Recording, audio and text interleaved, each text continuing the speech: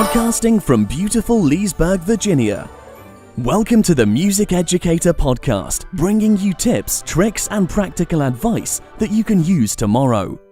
Here's your host and fellow music educator, Bill Stevens. Ladies and gentlemen, welcome back to the Music Educator podcast. My name is Bill Stevens. I'm your host today. And in Season 3, Episode 4, we're going to talk about surviving distance learning with my choir. Now, just to give you a little background, right now we're still in the midst of the COVID pandemic. We're going to talk a little bit about what we can do as we move forward with our choirs during the new school year of fall of 2020. Surviving distance learning with my choir is a goal for any choral director. There will be so much uncertainty, and until school systems decide how to proceed during the COVID-19 crisis, many of us will remain on edge. This is at a time that is unique to everyone.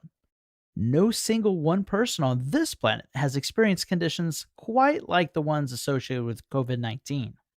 In the beginning, during the spring of 2020, schools experienced an unprecedented number of forced school closures.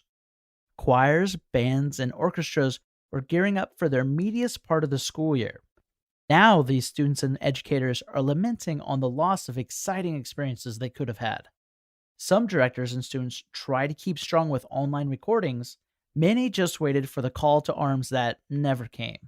The final years of the school year seemed, well, for many, as a loss since many didn't know how to productively cope with not having school. And having no choir, and with limited social interaction, many slipped into depression. As children and adults went into survival mode, a need for change was becoming more and more apparent. COVID-19, being a deadly and contagious virus, has become a black mark for the ages. How are we going to spring back from this pandemic? How is society going to evolve? And how do I get my precious student musicians back? The show must go on, right? Choir needs to move on. Now, I believe that what does not kill us will make us stronger. In addition to COVID-19, the world saw a time of social unrest and healing. This includes movements that focus on social injustice and inequality. And perhaps it's just the world's way of making monumental shifts in world-based cultures. Again, we need to start the healing process. Music is a magical tool in making this happen, but how do we transition when the world seems to be falling apart? Look at the big picture. First, we need to take a step back and recognize that the world has changed and it will continue to change, hopefully for the better. And we need to put our heads together as one people first in order to figure out how to find common ground, both on the medical front and the socio-cultural battlefield. How can we transform fear and hate and the need for essential elements when there is scarcity in our communities? The answer is certainly not simple, and in fact, it's complex, but it needs to have a clear and educated leadership team leading the way. We have always said that our students are our future. Keeping this in mind, the solution to our future starts with us in the schools, and education must change in one way or another. Choir music is an inspiration to every culture. Have you ever heard the saying, "If it ain't broke, don't fix it"? I'm sure you have. Well, ladies and gentlemen, there are aspects of our society that need to go in for repair. Fortunately, song has brought people together in a way that has resolved conflict, allowed people to fall in love, and has created an environment for us to contribute as equals. As choral educators, it is our duty to lead the way and share this gift with our students and community. And I'm impressed with those groups who have pieced together concert repertoire to create a presentable and appreciable online product, and to pull together an inspirational piece of choral literature. It's no easy feat to do this online. And yes, there are many technological tools that we can use. However, many of these tools do not fine-tune the musical craft that we have spent so many hours on. And I applaud those that have mastered this craft of rehearsing and editing audio and video outside of school. It really takes a true commitment of our craft and students to do this well. Getting in the frame of mind. Now, speaking for the masses, where do choirs go from here? What methods should we use in the fall of 2020 and beyond? Are we at the point where we need to teach new material during distance learning? If in-person choral rehearsals aren't possible, are there guidelines and resources available to have a virtual choir? Now, I stand before you having faith that success is possible for our students. Now, I don't know all of the best strategies. However, I have some ideas and I'm willing to learn. Having the trait to continue to learn from professionals and be willing to share your ideas with others will be required in order to grow from this experience. Transfer your learning. Now, learning does not have to come from just one place. I love learning from choir directors. However, if something works for band or orchestra directors, and I can figure out how to apply the skill to my group, I will. I'll try it. In addition, being that distance learning will require a greater level of technology being used, it may be a good idea to research relevant applications and hardware that could engage my students more effectively.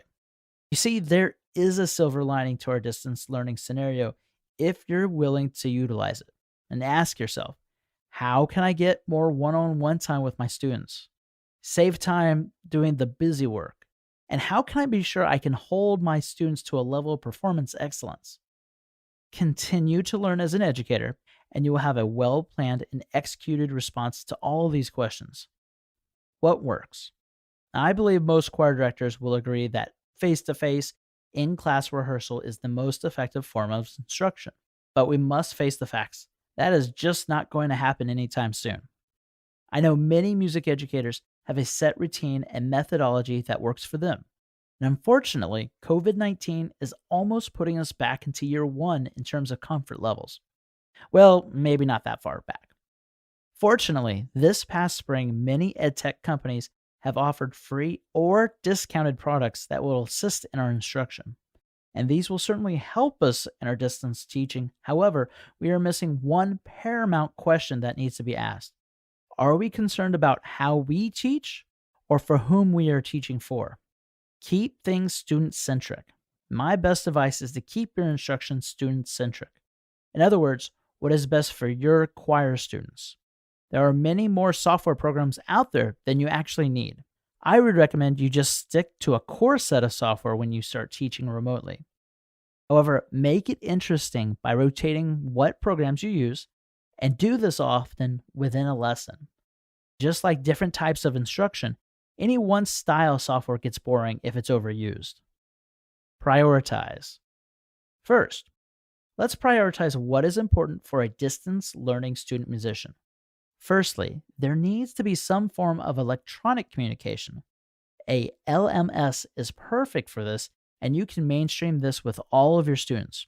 For those of you who are new to the idea of an LMS, learning management system, it is what I would consider home base for students. 3 effective LMS systems would include Schoology, Google Classroom, and Music First. In an LMS, students can receive assignments, grades, communication, and access other learning applications. Most schools have one being used school-wide. Districts will sometimes pay for the premium features, especially during COVID-19, which makes distance learning easier. Secondly, go through your state's choral standards and establish what you can realistically do in a distance learning environment. Now, I would plan for the most difficult scenario and hope for the best. Understand that this year will not be ideal, and just do the best you can without overly stressing yourself out. Being that students missed a good chunk of last year, my priority will be to reestablish strong fundamentals and review key skills. There are many free resources spread across the internet, and if you're in a real bind and you still can't figure it out, check out Teachers Pay Teachers for some paid resources that other teachers have already developed and prepared. Third, create a content or curriculum calendar. Put simply, make a calendar that outlines the key music content you plan to introduce to your students. Important, as much as we love our students, sometimes it takes them longer to learn about software that doesn't really interest them. And I know it takes away from our music instruction time, but for students to work effectively, you need to review how to use the tools they are going to be using. This also includes email. Fourth, now that you have mapped out what music content you want your students to learn, it is time to find the tools that will make this happen. And our fourth step is to find the appropriate software you will want to use to teach certain skills. Some of these you may be able to download for free. Some you may have to pay for a subscription, and in some situations, you can create digital resources. Consequently, many subscriptions are being waived or are being discounted during COVID-19. Now, I created a list of different software that I use. Sometimes I use them more than others, but they're in no particular order. And I'm just going to give you a very brief rundown of them. First, live screen sharing. Okay, so this is when you have students watching or listening and you're communicating live. One is Zoom, and you can get that at zoom.us or Google Meet. All of these programs have links in the show notes. Next, presentation software that students can interact with. Say you're doing screen sharing and you're just doing a video. You're going to have a lot of students not engaged. With presentation software that students can interact with, you'll have more learning occurring. And these different programs include Nearpod, Flipgrid, Google Slides with a Pear Deck add-on, Google Jamboard, and Padlet. Next, we have sight reading and large ensemble music programs. The two primary ones I use is Sight Reading Factory and Smart Music. But there's more. Interactive forms. So say you want to have some kind of assessment in which students can practice or receive feedback of some form or another, or you can just grade a distance learning assignment. And this includes Google Forms, you can use Boom Cards, or you can use Quizlet. Music composition. So there's some great ones out there. The first two, Noteflight and Flat, are both cloud-based, and then there's Sibelius and Finale. Both of them, all of them, are fantastic. Sibelius and Finale are a little more involved in terms of what they can do. Flat and Noteflight have mostly what most students would need to do, and they're cloud-based. Website and electronic portfolio creation. So say you're trying to make electronic portfolio, which is perfect for distance learning. You can use Google Sites and Seesaw. Screencast recording, video and audio. So a lot of times when you're having distance learning, people are going to try to record what's on their screen and record their face, or vice versa, or maybe just audio. Our first application would be 123apps.com, and that does screen and audio. There's Screencastify, which does screen, and you can also video record your face, and it has audio with it. WeVideo is cloud-based, and I love it because, one, it's cloud-based, and two, it has so many resources, and you can really make cool videos with it. There's Soundtrap. Now, Soundtrap is audio, and it has some social video sharing, but it's mostly just music, and you can get different kinds of sounds. Explain Everything is a video platform that is more like a whiteboard type video. And Audacity is a freeware. You do have to actually download the core code and program on your computer. However, it is free. It has a lot of options. And I think people overlook that sometimes because I use Audacity, and I also have Pro Tools, and I also have Soundtrap, and I use it for certain things. It just does it better. Classroom timers and random name pickers. These are always fun. Sometimes you just don't know who to talk to, or call on. So there's the decision wheel, there's online stopwatch, and then Google has a random name picker add-on. Creators. Well, we already talked about Soundtrap, how they have sounds in there and they have loops, but one particular one that's on the internet is called Groove Pizza. Now, when you go try to find Groove Pizza, it's not groovepizza.com. You actually have to internet search it. It's, I believe, made by MIT. So you should check it out. It's fun. It's great. I use it for when I have the class doing scales sometimes, a little Billie Jean groove. Gamification. And some people are familiar with these. Kahoot, a lot of teachers use this as a review. GimKit, which is new. I believe it was developed by a student. Classcraft, Book Widgets. All of these are fun for students. Now, say you're looking for class management, attendance, all kinds of LMS. You have Class Dojo, you have Schoology, you have Google Classroom. If you're trying to show videos, but you want to insert questions that they have to answer, Edpuzzle is a great place to go. And by the way, a lot of these programs give you the opportunity to do training courses where you can actually earn badges. I know as a teacher, yeah, it's great to get, a badge, but at the same time, It really helps you learn how to use the software effectively. Next is something I use all the time. It's digital lesson plans with standards. And last time I paid for this, I believe it was $15. It's a plan book and at planbook.com. And it is really easy to take things, copy things, shift things down digitally. A lot of times when I'm in the live class, I'll have my laptop up and I'll just have this over to the side so I can use it as a reference. Or if I have any links or resources, it's perfect. So planbook.com. Music theory. There's musictheory.net if you want to practice some kind of music theory. They have tons of options. If you're doing digital brainstorming, there's mindmeister.com. It's fantastic. There are other things. You could do things with Lucid Press or even like Google Drawings. You could do things that are brainstorming, but MindMeister is really designed for brainstorming. Okay, and if you want to get random, there's also this website called Pink Trombone. And Pink Trombone kind of demonstrates what the breathing apparatus and just check it out. It's a Pink Trombone. We said before, if you want paid music resource stores, you can go to Teachers Pay Teachers or Boom Learning. Boom Learning's a little more interactive. There's digital storage, and a lot of us have already used this, Google Drive. That's, if you have everything on the cloud, it's easy and it's accessible as long as you have internet. And it also keeps your computer moving at a much better pace. You're not getting bogged down with everything being downloaded to your hard drive.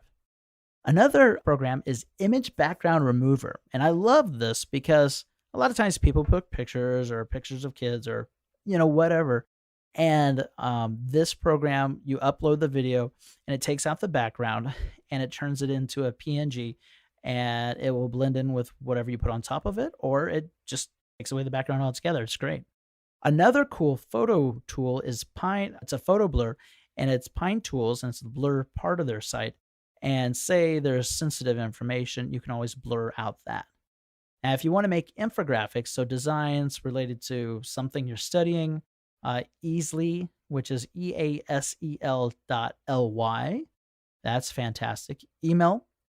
I use Gmail for school. We also have our own school email, but it is compatible with Gmail as well. If you're doing reports, if you need citations, citation generator, there's Citation Machine. And again, you can find these all on the notes for the podcast.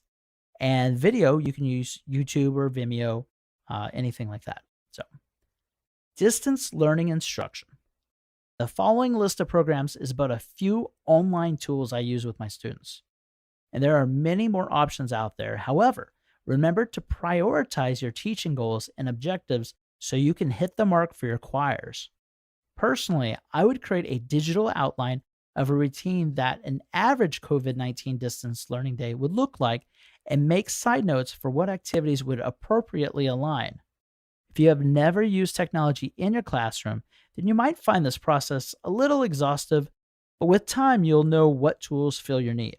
Above all, make sure that the technology you use does not overshadow your love and collectiveness of the musical art form.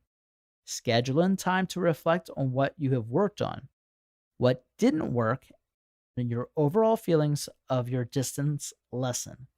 And really, let your feelings reflect even more powerfully as you deliver distance instruction.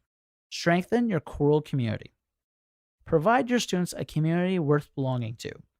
Do this by building your relationship with them, inspiring them, and giving them an opportunity to have ownership into your program. Do what you need to do to allow them to see the colors of the world rather than just the shades of gray during this time of COVID-19. Conclusion. Our choral students need to know that we care for them and that they have a seat at our musical table. In addition, we need to seek out the silver lining to our COVID-19 distance instruction and think about the big picture. Simplify where you can, develop positive and quality relationships with your student musicians, and you may find something great might come out of this unexpected situation. Ladies and gentlemen, thank you for joining us today. Definitely appreciate it. Love having you. If you haven't already, please subscribe to our podcast, click like, and check out our blog at forthemusiceducator.com for additional resources. That is it for today. Have a great day and stay safe. Thank you for listening to the Music Educator podcast for the latest tips, tricks, and practical advice you can use tomorrow. You can subscribe to our podcast on iTunes, Google Play, and Stitcher. Please visit the Music Educator blog at www.4themusiceducator.com for additional posts and music education news. As always, join in the discussion and let your voice be heard by providing feedback at www.4themusiceducator@gmail.com or leave a Google voicemail at 703-942-9883. We will see you on the next episode of the Music Educator podcast, and remember, music can change the world.